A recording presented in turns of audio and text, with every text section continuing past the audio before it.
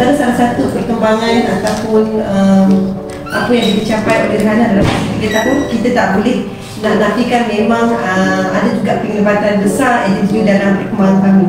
Kami nak highlightkan balik, kami pernah capai peningkatan sebanyak 4 negara menerusi sistem yang kita gunakan dengan agensi dan kita sangat yakin dengan bantuan support daripada sistem itu sendiri boleh meningkatkan prestasi terutama sale dalam sesebuah syarikat.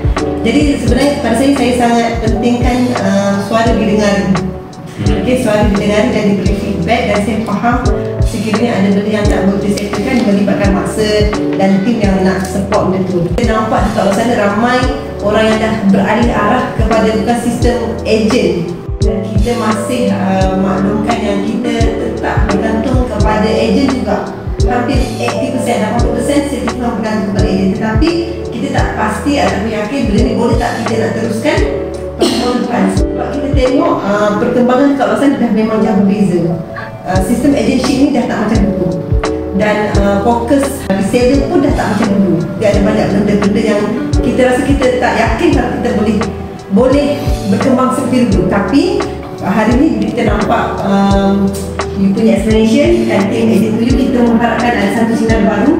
Jadi alhamdulillah kalau hari ni saya nampak ada banyak benda yang kita boleh grow balik.